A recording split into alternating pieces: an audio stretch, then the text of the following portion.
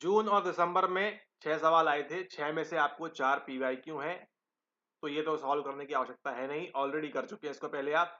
केवल 2 सवाल हैं, फटाफट देख लेते हैं, 10 मिनट से भी छोटा लेक्चर लगने वाला है, हमको लग रहा है ऐसा, ठीक है? ओके, सबसे पहले देखिए कार्टेल प्रपोज्ड, इसको देखते हैं अभी, और ये भी 2 नए सवाल हैं, पहले देख लेते हैं यहाँ पर जो पीवाईक्यू रिपीट है। Projective measures, particularly ink blot test index which of the following, यानी कि सवाल पूछा है प्रक्षेपित मापक विशेष पर स्याही धब्बा परीक्षण जानते हैं आप, 2 प्रकार के जानते हैं आप तो, निम्नलिखित में से किसका मापन करते हैं? सृजनात्मकता में नवीनता, आशयात्मक, विषय विशिष्ट और सामान्य सृजनात्मक विभव। कुछ करना है क्या इसके अंदर? कुछ नहीं करना जी, इसके अंदर सीधा सीधा आंसर है मीनिंग कंटेक्स्ट। ऑलरेडी आपका ये क्या है, इसको हम बोलते हैं पीवाईक्यू रिपीट। हुआ कि नहीं पीवाईक्यू रिपीट? इसी प्रकार से आपको देखिए कितना समय लगेगा। प्रोजेक्टिव मेजर्स देखा, इंक ब्लॉट टेस्ट देखा, 2 प्रकार के जानते हैं, रॉरशाच का इंक ब्लॉट टेस्ट और एक दूसरा आपका होल्ट्जमैन का इंक ब्लॉट टेस्ट। इसके अंदर 45, इसके अंदर 10। ये आपका 1921 में आया था, ये आपके 45 के आसपास की बात है। पुराना लेक्चर देख लेना, कवर हो जाएगा वहां से। देखो, अब क्रिएटिविटी के अंदर बात की थी हमने टीटीसीटी के बारे में, आपने बात की थी स्टर्नबर्ग के बारे में, इसको कहते हैं रिविजन, ठीक है? स्टर्नबर्ग की कौन सी है? ITC, investment theory of creativity भी है, ठीक है? ओके, लेकिन जो आपके प्रोजेक्टिव मेजर्स हैं वो क्या बात करेंगे? मीनिंग कंटेक्स्ट ऑफ क्रिएटिविटी, की जो सृजनात्मकता है, जो आपकी क्रिएटिविटी है, उसका अर्थ क्या है, उसके पीछे आशय क्या है, ये हमको जानना है, ठीक है? ये आपका सिंपल पीवाईक्यू है। चलो आगे।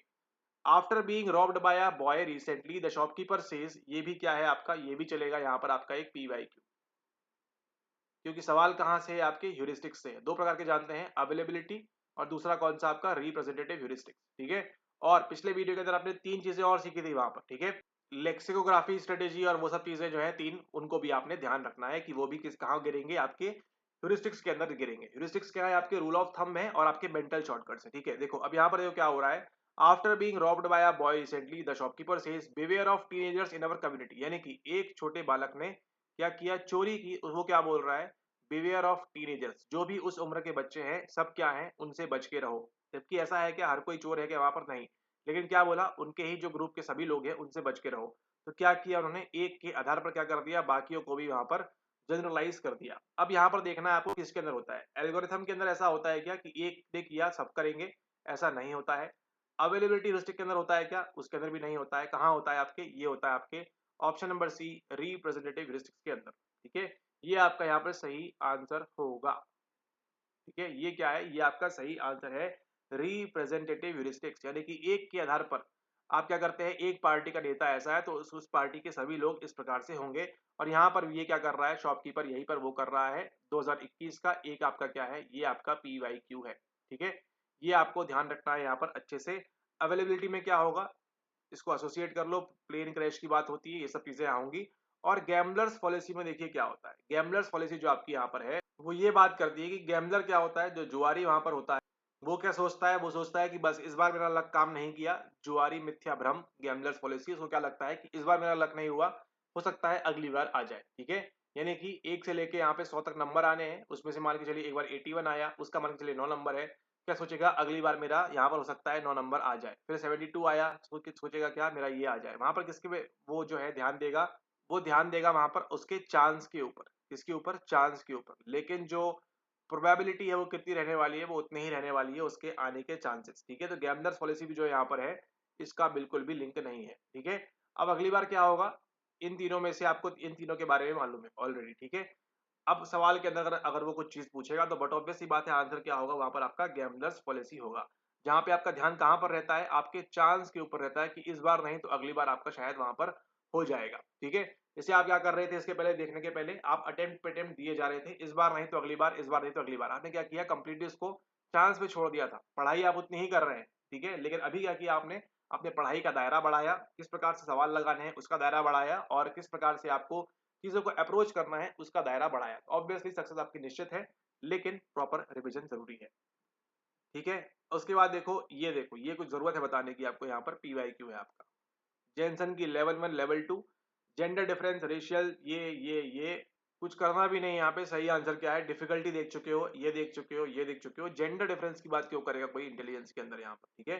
डी नहीं है, सिंपल सा आपका आंसर है ऑप्शन नंबर थर्ड, ABC। ये भी आपका एक पीवाईक्यू रिपीट नहीं, रिपीटेशन है, मतलब पीवाईक्यू रिपीट है आपका 19 से, इसलिए कह रहे हैं हर पीवाईक्यू इंपॉर्टेंट है, ठीक है। आपको बोला था कि आपको इसके अंदर डिटेल में नहीं जाना है, जितना बताया है उतना ही कर लोगे तो देखो आप 2-3 सवाल तो ऐसे ही निकाल दिए आपने। अब यहाँ पे देखो इसका निमोनिक दे रहे हैं अभी आपको, उसको ऐसे ही आपको ध्यान रखना है, ठीक है। ये आपकी है अरेंज इन करेक्ट सीक्वेंस, ये बिल्कुल करेक्ट सीक्वेंस दिया हुआ है यहाँ पे। इसको आप इसी प्रकार से ध्यान रखेंगे।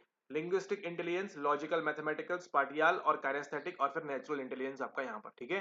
First 5 intelligences given by Gardner. Gardner की पुस्तक का नाम क्या है? नाम है frames of mind. Frames of mind 1983 में आती है वर्ल्ड कप के साथ में, ठीक है। फ्रेम्स ऑफ माइंड पुस्तक है, बुक बाय हॉवर्ड गार्डनर, जिन्होंने क्या दिया है आपको यहाँ पर, दी है थ्योरी ऑफ मल्टीपल इंटेलिजेंस, ठीक है। तो सवाल पूछेगा मल्टीपल इंटेलिजेंस के बारे में किसने बताया है? बताया है आपको यहाँ पर हॉवर्ड गार्डनर के द्वारा, ठीक है। ऑर्डर क्या है? ये आपका सही ऑर्डर है इसके अंदर, ठीक है। एक निमोनिक है यहाँ पर, उसको आप नोट कर लेंगे ताकि आप कभी नहीं भूलेंगे।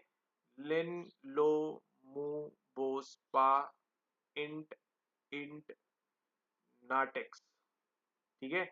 ये हो जाएगा आपका लिंग्विस्टिक के लिए, ये हो जाएगा लॉजिकल के लिए, ये हो जाएगा म्यूजिकल के लिए, ये हो गया आपका बॉडीली के लिए, ये हो गया स्पेटियल के लिए, ये हो गया आपका इंटरपर्सनल, इंट्रापर्सनल और इंट इंट, फिर आपका ये हो गया नेचुरल के लिए और ये हो गया आपका एक्सपीरियंशियल के लिए, ठीक है। आगे आगे सवाल आएगा आपको बन जाएगा, लेकिन ये निमोनिक आपने ध्यान रखना है यहाँ पर क्या हुआ है, ठीक है। बन जाएगा आपसे, ये देख लिया आपने, देखो 4 तो पीवाईक्यू देख लिए। अब देख लेते हैं ऊपर के 2 सवाल, जो आपको कुछ चीजें जानना है यहाँ पर, उसको यहाँ पर हम देख लेते हैं। सबसे पहला सवाल देखिए, कार्टेल, ये किसकी बात हो रही है यहाँ पर बात हो रही है आपके आर बी कार्टेल के बारे में, ठीक है। तो आर बी कार्टेल ने क्या दिया है आपको? 16 पर्सनैलिटी फैक्टर थ्योरी, आपको 16 पीएफ जो है वो दिया हुआ है यहाँ पर, ठीक है। एक बार आप एनसीईआरटी से रीडिंग लगा लेंगे इनके बारे में, इंपॉर्टेंट रहेगा, ठीक है। एनसीईआरटी रीडिंग यहाँ पर जरूरी हो जाएगी आपके लिए, ठीक है। कार्टेल ने प्रपोज की है किसकी? थ्योरी ऑफ फ्लूइड, यानी कि जीएफ एंड जीसी के बारे में ये यहाँ पर बताया हुआ है, crystallize intelligence on the basis of which of the following, first order, second order, third order और हायर ऑर्डर। केवल इतना ध्यान रख लो किसके बारे में बात करते हैं सेकंड ऑर्डर के बारे में। ये आपका सही आंसर है, second order factors of abilities. ये अब यहाँ देखो फैक्टर की बात हो रही है, ठीक है। तो क्या उन्होंने फैक्टर एनालिसिस का इस्तेमाल किया होगा? नहीं होगा, सोचना है आपको इसके बारे में, ठीक है। क्योंकि सवाल आपको आगे पीवाईक्यू में ये फंसाएगा, ये नहीं फंसाएगा कि फर्स्ट ऑर्डर है सेकंड ऑर्डर है, ठीक है। आप पेपर 2021 का लगा रहे हो, पढ़ाई आपको करनी है रिसेंट ट्रेंड के हिसाब से, ठीक है। ट्रेंड के लिए कौन बैठे हैं? हम बैठे हैं। जैसे बता रहे हैं उस हिसाब से आप प्रिपेयर करो, बढ़िया आपको हो जाएगा। लेकिन सवाल एग्जाम के पूर्व ध्यान रखना है कि कार्टेल ने second order factor of abilities के आधार पर आपको जीएफ और जीसी दिया हुआ है, ठीक है। ये आप ध्यान रखेंगे तो आपको फायदा मिलेगा इसका, ठीक है। ओके, आगे चलते हैं। देखिए pattern of familial transmission of intelligence. अब यहाँ देखो क्या हो रहा है, बुद्धि का क्या हो रहा है? फैमिलियल ट्रांसमिशन यहाँ पर हो रहा है।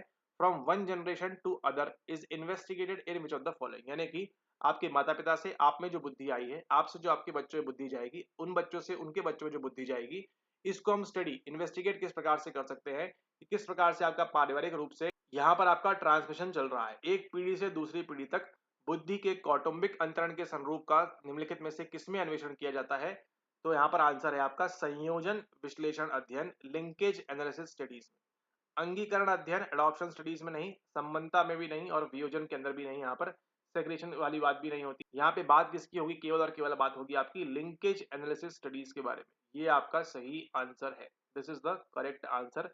ये सवाल क्या कभी आएगा? नहीं, बहुत ही हार्डली आएगा ये सवाल, ठीक है। बहुत ही रेयर टू रेयर केस में आएगा, लेकिन आपको देखिए ये सवाल आएगा नहीं, लेकिन ये एडॉप्शन स्टडीज जो है इंपॉर्टेंट है, ठीक है। ये कब समझ में आएगा आपको क्यों इंपॉर्टेंट है? जो हम करेंगे यूनिट नंबर 9 के अंदर आपकी डेवलपमेंटल साइकोलॉजी, ठीक है। वहां पर देखिए आप एक छोटे से जाइगोट से आपका फर्टिलाइजेशन होता है, किस किस का? आपके एग का और आपके स्पर्म का, ठीक है। ये हुआ, उससे क्या बने? उससे बने आप जाइगोट बने। जाइगोट से क्या होगा? आपकी एक प्रक्रिया होती है माइटोसिस। माइटोसिस जब होगा तो क्या होगा? आपके सेल का विभाजन होगा। एक छोटा सेल है आपका जाइगोट, फिर वो 2 में डिवाइड होगा, फिर ये 2 में जाके डिवाइड होगा इस प्रकार से, फिर ये 2 में डिवाइड होकर ऐसे करते करते आपका क्या बनेगा? एक भ्रूण बनेगा, एक एम्ब्रियो बनेगा और फिर 9 माह के बाद जो भ्रूण है ये गर्भ से निकल कर आएगा और उसके बाद वो बड़ा होगा और फिर डेवलपमेंट की सारी स्टेजेस एसपीसीएफ, ठीक है, ओएपीएलजी सब कुछ उस पर काम करेगी, प्रॉपर तरीके से करती है। तो नहीं करेगी तो वो एडीएचडी और एटीएसडी जो जो चीजें डिजीज होती है उसका शिकार हो जाएगा, डायस्लेक्सिया वगैरह हो जाएगा। लेकिन वो सब आगे की बात है। फिलहाल हम पढ़ रहे हैं किसके बारे में? हम पढ़ रहे हैं इंटेलिजेंस के बारे में, यानी कि एक जनरेशन से दूसरी जनरेशन तक जो जा रही है। पैटर्न ऑफ फैमिलियल, परिवार के अंदर ट्रांसमिशन की जो बात होगी, ट्रांसमिशन यानी कि एक स्थान से दूसरे स्थान तक ट्रांसमिट होना, पहुंचना, ठीक है। वो किसके आधार पर होता है? वो होता है आपकी लिंकेज। लिंकेज यानी कि आपके परिवार से, आपके माता-पिता से किस प्रकार से आप लिंक हैं, एनालिसिस स्टडीज़ यहाँ पर सही आंसर होगा। तो अगली बार मान के चलिए सवाल तो आएगा नहीं, लेकिन अगली बार किसी सवाल के अंदर कुछ पूछा हुआ है कि फ़ैमिलियल ट्रांसमिशन होता है किसका? बुद्धि का आपके। या कॉग्निशन देंगे या बुद्धि देंगे या बुद्धि कोई किसी अन्य फॉर्म में लिखा होगा, एक जनरेशन से दूसरी जनरेशन, तो वहाँ पर आप किसको मार्क करेंगे? आप मार्क करेंगे लिंकेज एनालिसिस स्टडीज़ को। कुछ दिमाग नहीं लगाना है वहाँ पर, ठीक है? एडॉप्शन स्टडीज़ की बात नहीं है, एसोसिएशन की बात भी नहीं है और सेग्रीगेशन एनालिसिस स्टडीज़ की बात भी यहाँ पर नहीं है। पैटर्न ऑफ फैमिलियल ट्रांसमिशन जहाँ भी आ जाएगा, LAS मार दीजिएगा, आंसर सही मिल जाएगा आपको, ठीक है? अब यहाँ देखना है आपको एडॉप्शन स्टडीज़ की बात यहाँ क्यों हो रही है, ठीक है? आप देखिए जब भी क्या होता है, ये कहाँ आता है? ये आता है आपको जुड़वाक बच्चों के केस में।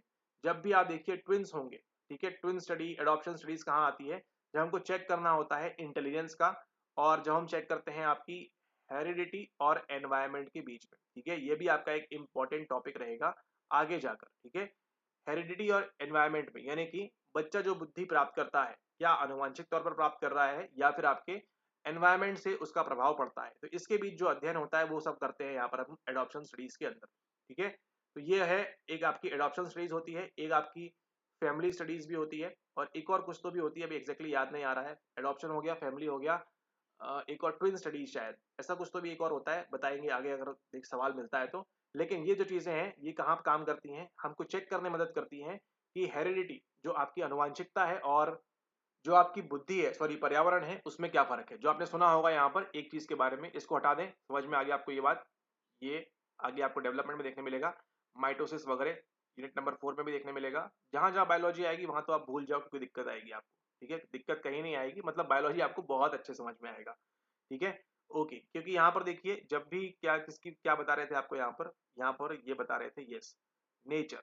नेचर वर्सेस नर्चर की जो कंट्रोवर्सी है, वो यही बात करती है कि आपके अनुवंश का, हेरिडिटी का, आपके जीन्स का, आपके डीएनए का, आपके क्रोमोसोम का कितना प्रभाव है और आपके एनवायरनमेंट का कितना प्रभाव है, आपका पालन-पोषण किस प्रकार से हुआ है, कैसा एनवायरनमेंट मिला है आपको, ठीक है? आप सरकारी स्कूल में जा रहे हैं, प्राइवेट में जा रहे हैं, देश के टॉप स्कूल में जा रहे हैं, दुनिया के टॉप स्कूल में जा रहे हैं, कहाँ जा रहे हैं, क्या फ़र्क पड़ता है? इन्हीं की स्टडीज़ हम करते हैं किसके ऊपर? इंटेलिजेंस के ऊपर, बुद्धि के ऊपर हमको देखना है।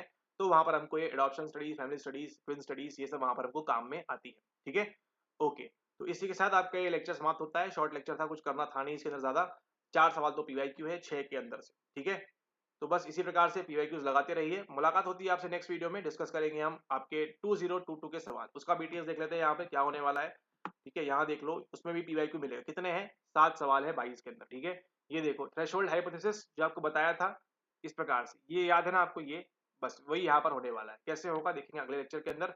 ये देखो Gardner theory PYQ number 1, crystallized intelligence क्या होता है, PYQ number 2, the product approach तीसरा पीवाईक्यू, और ये तो देखो बन जाएगा, आसान है। ये देखो यहाँ पर ये जो आपको बताया था पीवाईक्यू, क्यों कैसे पीवाईक्यू, लिंग्विस्टिक रिलेटिविटी हाइपोथेसिस कहाँ से आएगा आपको, आपको बताया था लैंग्वेज डेवलपमेंट में 3-4 नाम लिखवाए थे, उन्हीं नामों में से एक नाम यहाँ पर आपको चिपकने वाला है, एक नाम आपको यहाँ पर मिलने वाला है। अब यहाँ देखो कुछ जरूरत है क्या कुछ करने की, इस सवाल के अंदर कुछ करने की आवश्यकता है क्या? इसको कॉमन सेंस से भी निकाल सकते हो, नॉलेज के आधार पर भी निकाल सकते हो। क्या क्या मालूम है आपको? ह्यूरिस्टिक मालूम है, एनालिसिस क्या होता है, विश्लेषण ये मालूम है और मेंटल सेट मालूम है। जब 3 चीजें मालूम है तो बड़े आराम से निकाल लोगे आप, ठीक है? और ये फिर आपकी आंसर की आ जाएगी। तो 1 सवाल, 2 सवाल, तीसरा सवाल, चौथा, 5, तो देखो आप 7 में से 4-5 सवाल तो क्या है आपके, केवल पीवाईक्यू है। क्यों पीवाईक्यू है? क्योंकि आप उसको अच्छे से लगा रहे हैं दिमाग से, प्रॉपर तरीके से। बस केवल क्या करिए, उसको रिवाइज करिए प्रॉपरली। अगले वीडियो में मुलाकात होगी, तब तक के लिए धन्यवाद। डिस्कस करेंगे हम जून 2022 का सेशन। Thank you.